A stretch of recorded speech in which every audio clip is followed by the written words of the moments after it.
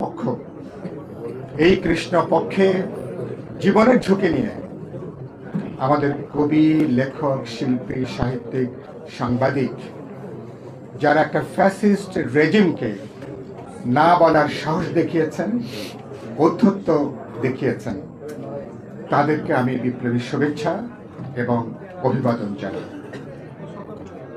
আপনারা জানেন যে একটা ফ্যাসিস্ট রেজিম তারা কি কেবলমাত্র বন্দুকের জোরে তারা কি দেশ চালায়? কোনো একটা স্বৈরতন্ত্রী শাসক তারা কি কেবল হাতিয়ার, কামান, বন্দুক দিয়ে তো শাসন করে না। তাদের শাসনের পেছনে জনগণের সম্মতি লাগে, জনগণের মতামত লাগে। আদর্শিকভাবে, সাংস্কৃতিকভাবে শাসকদের পক্ষে, ফ্যাসিস্ট রেজিমের পক্ষে মতামত গঠন করতে হয়। কাজটা কারা করেন?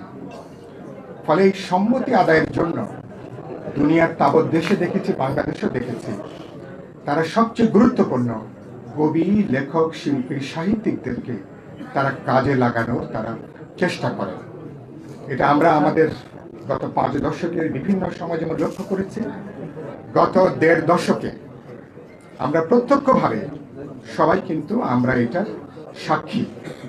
এবং আমাদের খুবই দুর্ভাগ্য, বঙ্গভবনে একবার দাওয়াত পেলেই আমাদের অনেকে আশ্বস্ত থাকেন, প্রধানমন্ত্রীর সাথে একবার বিদেশ সফরে যেতে পারলেই জীবনকে ধন্য মনে করেন। একটা রাষ্ট্রীয় পদক, একটা অনুষ্ঠান মনে করেন এটাই জীবনের পরম প্রাপ্তি। একটা সৃজনশীল মানুষ যিনি আমাদেরকে স্বপ্ন দেখান, কবি, লেখক, আমি প্রায় বলি কবি লেখকরা না থাকলে তো পৃথিবীটা বাসযোগ্য থাকতো না। মানুষের যে সংবেদনশীলতা, প্রেম থেকে শুরু করে দ্রোহের যে গভীর সংবেদনশীলতা, এটা জাগিয়ে তোলে কারা? কবিরা, লেখকরা, শিল্পীরা, যারা এই মনন বোধের যে জায়গাটা, তো এই জায়গাগুলোর ক্ষেত্রে আমরা গত দেখেছি যে আমাদের খুব তিক্ত অভিজ্ঞতা।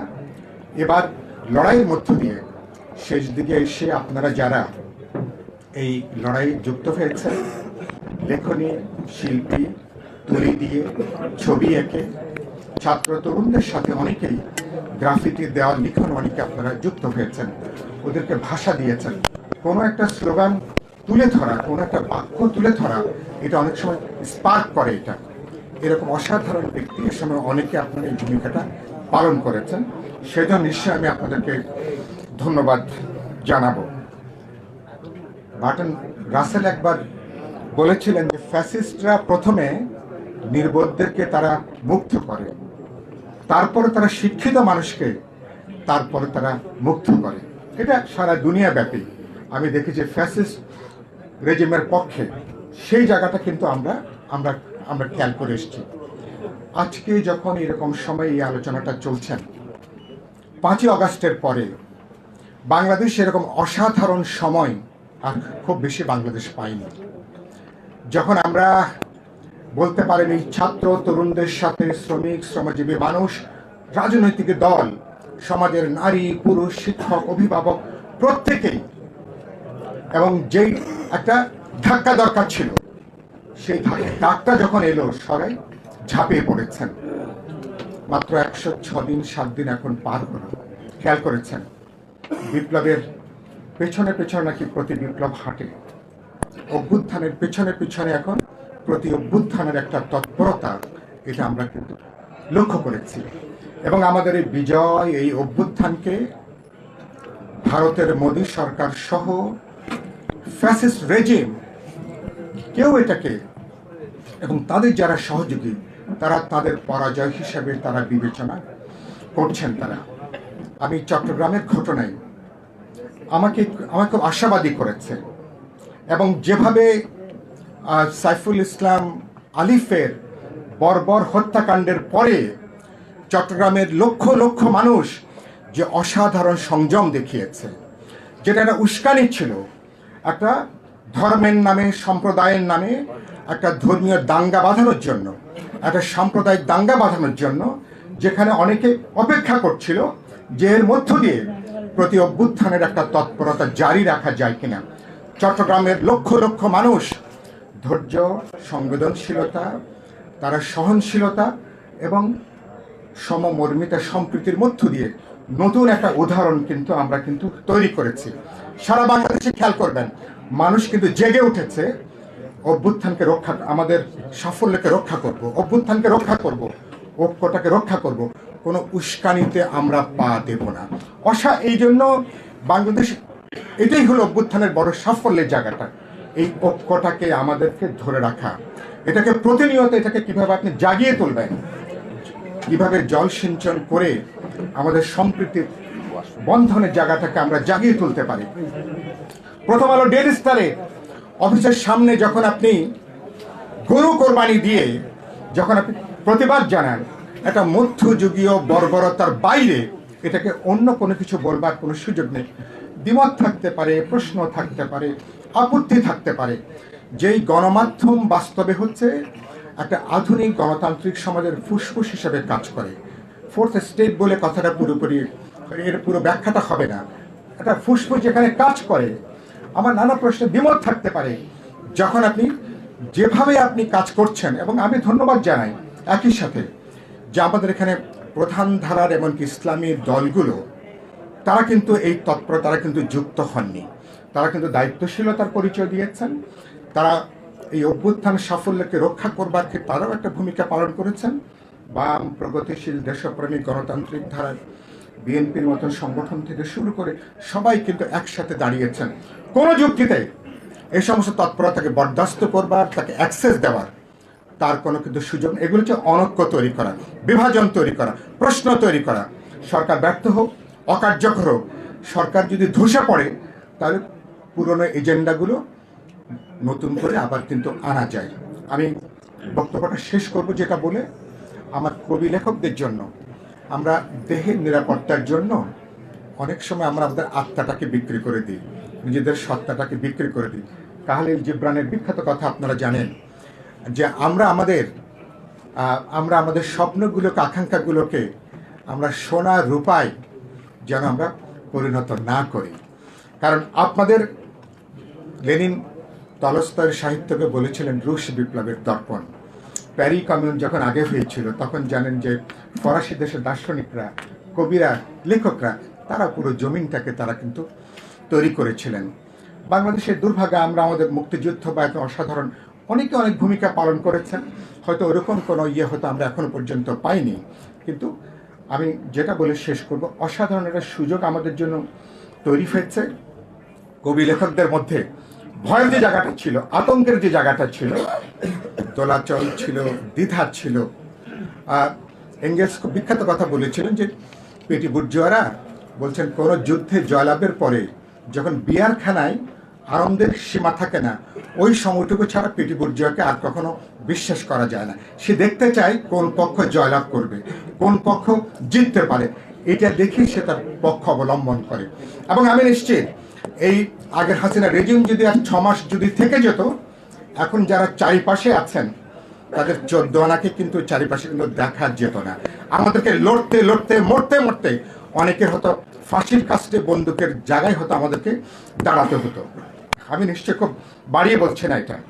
তো এরকম একটা জায়গা থেকে আমি বলবো, আমাদের ছাত্র তরুণরা, শ্রমিকদের, আমাদের সবার অভ্যুত্থান আমাদের ভয়টাকে দূর করে দিয়েছে। যে জাড্য ছিল আমাদের মধ্যে, যে নানা ধরনের দোলাল ছিল, ব্যক্তি, পরিবার, সমাজ, এটাকে কাটিয়ে দিয়েছে।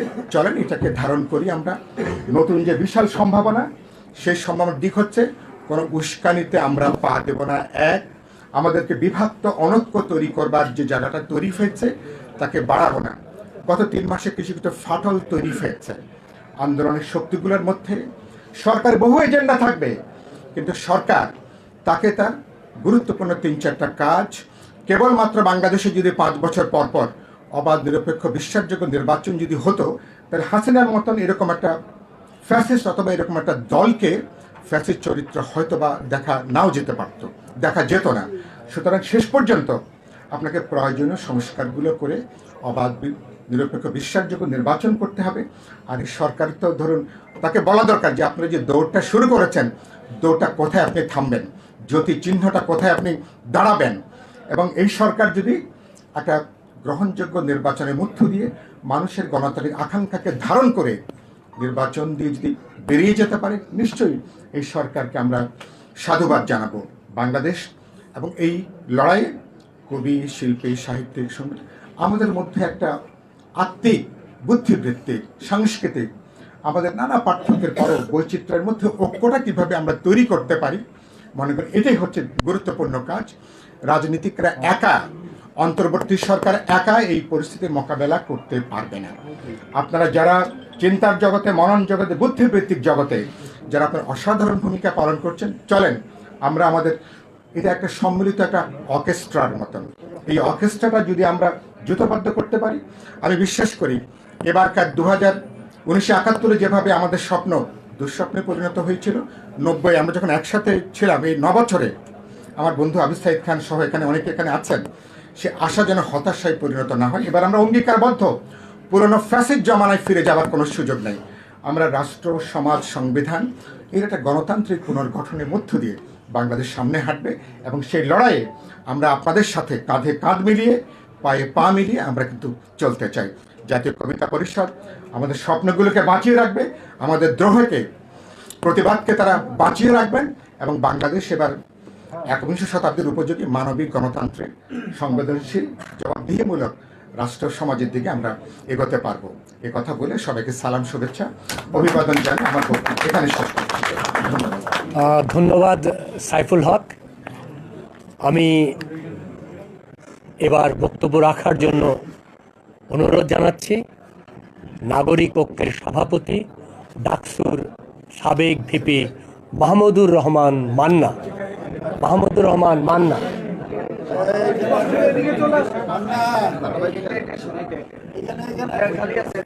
মান্না ভাই, একটু কষ্ট করতে হবে।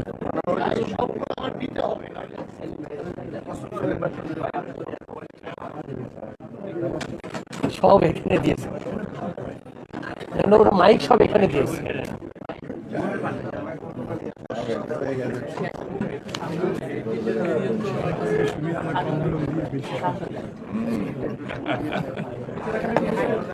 আমরা বাইরে করতে চেয়েছি, আমাদের মধ্যে বাইরে আমার কথাটা শুনছিল, আমি তো বলেছিলাম যে লোক ঢাকা যাওয়ার জন্য, আপনারা তো শুনলেন না।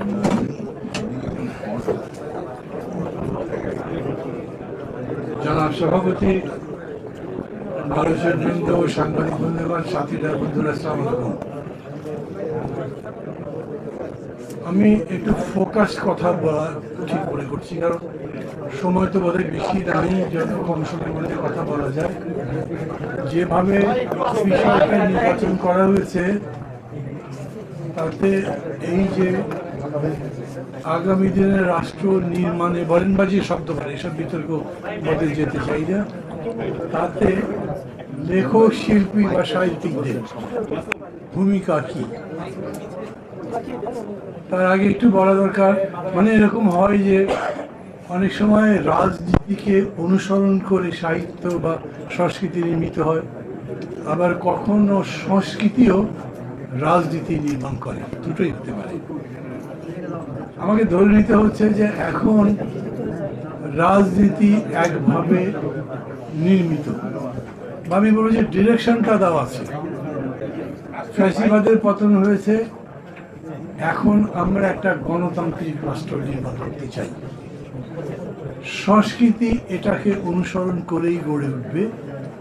এর মধ্যে নতুন ডিরেকশন দেওয়ার মতো হয়তো অনেক উপাদান সংস্কৃতি পাবে, যারা সংস্কৃতি সেবী আছেন তারা সেটা বের করবেন, তাদের কীর্তির মধ্যে দিয়ে সেগুলো বেরিয়ে আসবে। কিন্তু এটা একটু ভালো করে বোঝা দরকার যে এই গণতান্ত্রিক রাষ্ট্র নির্মাণটা কীভাবে। যেখানেই যান বড় বিতর্ক হচ্ছে নির্বাচন কবে, এটা কি সংস্কারের আগে নাকি পরে নাকি মাঝামাঝি কোনো সময়। একজন লেখক, তিনি একটা গল্প লিখুক, প্রবন্ধ লিখুক বা একটা কবিতা লিখুক, আমি ধরে নিচ্ছি যদি সেটা এই বিষয়ের বাইরে হয় তা তো আমার আলোচনার বিষয় না। এখানে আমি চাইবো যে সেই লেখক বা সেই যা লিখবেন সেটা যাতে একটা গণতান্ত্রিক রাষ্ট্র নির্মাণের কাজ করে। এবং এখানে সংস্কৃতিটা খুব ইম্পর্টেন্ট। কেন আমি মনে করি আপনারা সবাই এটা খেয়াল করেছেন যে আমাদের যতগুলো কমিশন হয়েছে সেই কমিশনের সংস্কৃতি কমিশন নাই। মানে যেমন ধরেন আমি বলছি যে রাজনৈতিক দলগুলোর জন্য কোনো সংস্কারের এজেন্ডা নেই। বিএনপি কোনো সংস্কার তার দলের জন্য করবে কিনা এটা নির্ভর করছে বিএনপির উপরে। আমি আমার দলের কোনো সংস্কার করব কিনা সেটা আমার ইচ্ছার উপরে বা আমার দলের ইচ্ছার উপরে নির্ভর করে। আচ্ছা, এখানে সংস্কৃতি কোনো ভূমিকা পালন করতে পারি? অথবা সংস্কৃতির চেতনা কি বলে? একটা নতুন রাষ্ট্র, একটা গণতান্ত্রিক রাষ্ট্র নির্মাণ করবার জন্যে যে সংস্কৃতি এখন পর্যন্ত বিরাজমান, এটাই কি যথেষ্ট? আমরা কি বলেছিলাম যখন আন্দোলন করছি, লোকে বলছে আমাদেরকে একটা করে লাভটা কি, এ চলে যাবে বি আসবে, তাই তো, তাতে আমাদের তো কোনো কিছু বদলাবে না। আমরা তখন বলতাম না, আমরা কেবল সরকার পরিবর্তনের রাজনীতি করছি না, আমরা আন্দোলন করছি একই সঙ্গে সমাজ বা রাষ্ট্রটাও বদলে দিতে। তার মানে এখন যেহেতু ফ্যাসিবাদ পরাজিত হয়েছে, আপনার রাজনীতির মূল ফোকাসটা হচ্ছে এই সমাজ পরিবর্তন করা। আর সমাজ পরিবর্তন করবার প্রশ্ন যদি আসে, তার জন্য সবচাইতে বেশি প্রয়োজন সংস্কৃতি নির্মাণ। আমি দেশের নেতা হয়ে যাচ্ছি কিন্তু আমি ভেতরে ভেতরে একটা ছোট লোক, আমাকে দিয়ে কি হবে? আমি দেশের নেতা হয়ে যাচ্ছি কিন্তু আমি আমার দেশের পরিবর্তন সম্পর্কে ধারণাই রাখি না। এখন অবশ্য একটা সুবিধা কি হয়েছে জানেন, সমাজতন্ত্রের পরিবর্তনের পরে যেরকম আমেরিকার নেতৃত্বে একটা ইউনিপোলার ওয়ার্ল্ড হয়েছে, এখন বাংলাদেশ বিএনপির নেতৃত্বে একটা ইউনিপোলার ওয়ার্ল্ড। মানে আগামী নির্বাচন যখন হবে, সেই নির্বাচনের মূল স্টেক হোল্ডার কে? Sure BNP. তার প্রতিদ্বন্দ্বী কে? অপোজিশন কে থাকবে? মানে এরকম কেউ থাকতে পারে যার নাম আমি এখন বলতে চাই না, এটা পাবলিসিটির মতো হতে পারে, বাদ দিচ্ছি এই জন্যে। কিন্তু এটা এরকমই একটা ডিফিকাল্ট কোয়েশ্চেন হয়ে গেছে যে আমরা অনেকে বুঝি নাই এত বড় লড়াই, এত বড় আত্মত্যাগের পরে সেই শক্তি আগের চাইতে অনেক বড় শক্তি রূপে আবির্ভূত হবে, যাকে আমরা চাই না বা আমি চাই না, কিন্তু তাই হয়েছে। এখন আবার বলছি গণতন্ত্র নির্মাণ করব, একটা নতুন দেশ গড়ব, সেই নতুন দেশের উপযোগী সংস্কৃতি মানে প্রথমত পলিটিক্যাল কালচার যদি না হয় তাহলে সেই দেশ গড়বে না। এখন এরকমই হচ্ছে যে যারা যারা জিতেছেন বা জেতেননি, জেতার জায়গায় আছেন, দে আর টেকিং অল। হচ্ছে তো নাকি? কথা তো হচ্ছে। যে জায়গায় আওয়ামী লীগ ছেড়ে চলে গেছে সেই জায়গায় কারা যাচ্ছে? কেউ তো যাচ্ছে। এই যাওয়াটাকে কিভাবে ব্যাখ্যা করছেন? এই যাওয়ার পরবর্তী রেজাল্ট কি হবে? এটা বোঝার জন্য নিশ্চিতভাবে রাজনৈতিক দলগুলোকে লায়াবল করতে হবে to the people write down, এখনই করতে হবে এমনি। এবং আমি প্রথম দায়িত্ব মনে করি সংস্কৃতি যারা করছেন, যদিও কেউ একজন বলেছেন যে আগে এই ফ্যাসিবাদের বিরুদ্ধে যে সংস্কৃতির কর্মীরা লড়াই করেছে, আমি সংস্কৃতি কর্মীদের লড়াই খুব ফ্যাসিবাদের বিরুদ্ধে দেখিনি। ছিল হয়তো মনে মনে, সাহসই পাইনি। আর সাহস পাবে কেমন? এরকম জালিম সরকার কয়টা আসছে আমাদের দেশে? মানে কথা বলা তো লিখলেই যেখানে সাজা হয়ে যায়, তো লেখেও নি, অনেকে বলেও নি, বক্তৃতা করতে সাহস পেত না, রাজনৈতিক নেতারাও ভয় পেত। কিন্তু এখন একটা পরিবেশ এসে যখন সবাই বলে না একটা নতুন সুযোগ তৈরি হয়েছে, কে কতদূর বুঝে বলে আমি তা জানি না, কিন্তু আমি মনে করি সুযোগটা হলো এখন তো কথা বলা যায়। কথা বলা মানে মত গঠন করা, মানে ডিসকোর্সের একটা সিস্টেম চালু আছে। আমি আমার ওপিনিয়ন অন্যের সাথে চেক ব্যাক করতে পারি, আমারটা ঠিক কি ভুল, কি হওয়া উচিত, এরকম করে জাতীয় একটা ঐকমত্য গড়ে উঠতে পারে। আমি আবার বলি, রাজনৈতিক নেতৃত্বের মধ্যে যদি কোনো পরিবর্তন না হয় তাহলে কোনো সংস্কার টিকবে না। সংস্কার আজকে মনে হবে আছে, শক্তিশালী হয়েছে, ধীরে ধীরে সেটা বিবর্ণ হতে থাকবে, মলিন হতে থাকবে, একসময় ইউজলেস হয়ে যাবে। ধরেন এরকম যদি হয়, এমনিতেই তো আমি দেখছি যে যদি সবাই মিলে বসে, আচ্ছা কার কি মত, 10টা কমিশন সাজেশন দিয়েছে, সেই সাজেশন নিয়ে তো আর কমিশনগুলো বসছে না, সরকার বসবে। কমিশন কেন বসবে না তা আমি বুঝলাম না ঠিক। আর মোহন কবিতা লিখেছে, সলিমুল্লাহ খানকে যদি বলি একটু বোঝাও তো ভাই কী লিখছে, এটা একটা কথা হলো নাকি? কিন্তু ওরা এইরকমই সিস্টেম করেছে। ওরা বসবে না, বসবে সরকার। সরকার কি সব বলতে পারবেন? কনস্টিটিউশন কি জটিল জিনিস। আমি তো মানে উপদেষ্টা মন্ডলীর মধ্যে কনস্টিটিউশনাল চেঞ্জ বোঝাতে পারবেন এরকম মানুষই দেখি না।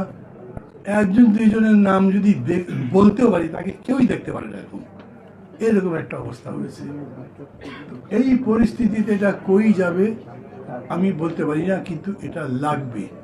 যখন বসবে তখন কথা বলবার সময় এই রাজনৈতিক দলগুলো অঙ্গীকার করবে এরকম তো কোনো বিষয় নেই। কারণ উনি বলেছেন সবাই মিলে যে ঐক্যমত্য হবে তাই আমি করব। সাংবাদিক একজন জিজ্ঞেস করেছে যদি সেরকম করে ঐক্যমত্য না হয়, তখন ওর মন খারাপ হয়ে গেছে, রেগে গিয়ে বলেছেন তাহলে আমি ভোট দিয়ে চলে যাব, একেবারে অভিমান করে। ডক্টর ইউনূস সেরকম চলে যেতে পারেন নাকি? আচ্ছা, এইটার উপর একটা কবিতা লেখা যেত। ডক্টর হিসেবে তো কেউ কোনো কবিতাই লেখে নাই, কোনো লেখাই লেখে না। এত বড় একটা ব্যক্তিত্ব, তারপরে কিছুই লেখা হলো না। আপনারা লেখকরা কি করেন, নাকি পছন্দ হয়নি? আমি মাঝে মাঝে ভাবি, মানে আপনি সে লেনিন বলেন, চে গুয়েভারা বলেন, যার কথাই বলেন, উনি অত বড় কিনা সেটা তো আর এক আলোচনা। কিন্তু আমাদের কনটেক্সটে এখন ওনার চেয়ে বড় তো কেউ নেই। তাকে নিয়ে লেখা হয়নি, তাকে আমরা ভালো করে জানিও না, জানবারও তো দরকার ছিল। তো না জেনে তিনি যেটা বললেন সবাই কি মানবেন? আমি ইসলামিক রিপাবলিক অফ বাংলাদেশ চাই, মোহন রায় চাই রাষ্ট্রধর্ম ইসলাম থাকুক, আর ফখরুল ভাই সেকুলার স্টেট চাই। কোনটা করবেন উনি? এই ঝগড়া যদি লাগে তাহলে দেশে গজব। এইটা সামাপ করবে কি? আমি তো কাউকে সে শক্তি দেখি না। ডক্টর ইউনূস যদি সেই ধৈর্যশীল মানুষ হতেন, বা আমাদের দেশে সেই ফাদার ফিগার থাকতো যে সবার সাথে কথাবার্তা বলে এটাকে একটা সামাপ করতে পারতেন, অনেস্টলি বলি আমি এরকম দেখি না। তখন কবি সাহিত্যিকদের কোনো ভূমিকা আছে? ভাবছি থাকা দরকার, কোথাও তো থাকতে হবে, না হলে দেশ চলবে কিভাবে? অতএব এইটাও আমি মনে করি তাদের কাছে আমার অ্যাপিল হওয়া দরকার যে আপনারা কবিতা, ওই যেমন কবিতাই কেবল বিশ্বযুদ্ধ থামিয়ে দিতে পারে। তো ইসলামিক রিপাবলিক আর সেকুলার কনস্টিটিউশনের মধ্যে যুদ্ধ লাগলে কবিতা থামাতে পারবে? পারতে পারে। কারণ কবিতার, আমি ব্যক্তিগতভাবে বিশ্বাস করি কবিতার সেই অসাধারণ শক্তি আছে। যদি আবার কবিতা মানে যা তা হোক একটা লিখে দিলাম আর সেটা পাবলিসিটি করলাম, এরকম না হয়। তার সাথে সাথে আমি যুক্ত করছি কথা, আমি এটা এখনই শেষ করব। রাজনৈতিক দলগুলোর মধ্যে সংস্কৃতির পরিবর্তন মানে রাজনৈতিক দলগুলো বুঝবে এই অভ্যুত্থানের পর দেশ বদলেছে বা বদলাচ্ছে। এখন চাঁদাবাজি চলবে না, দখলদারিত্ব চলবে না, এখন মিসবিহেভ করা চলবে না, গায়ের জোরে নিজের কর্তৃত্ব স্থাপন করবার দিন শেষ। গণতান্ত্রিক দেশ মানেই হচ্ছে শুধু মেজরিটির রুল নয়, গণতান্ত্রিক দেশ মানে হচ্ছে মাইনরিটিও যেন তার কথা বলতে পারে, সেটা এনশিওর করা। সেই কাজ যদি করতে চান তাহলে কোনোভাবে ওই ইউজারপ্রেশনও চলবে না, কোনোভাবে ওই আপনার মানে যে কোনোভাবে ধান্দা করে অথবা ষড়যন্ত্র করে কোনো কিছু প্রতিষ্ঠা করা, এটা চলবে না। এই কালচার নির্মাণ করার দায়িত্ব আমি মনে করি বেশি করে এখন লেখক, কবি, সাহিত্যিক, সংস্কৃতি সেবীদের। আপনাদের এমন এমন সাহিত্য রচনা করতে হবে, এমন এমন কথা তৈরি করতে হবে, এমনকি এমন এমন স্লোগানও তৈরি করতে হবে যেই স্লোগান আমাদেরকে সেই পথে নিয়ে যায়। ভালো থাকবেন, খোদা হাফেজ। ধন্যবাদ মাহমুদুর রহমান মান্না।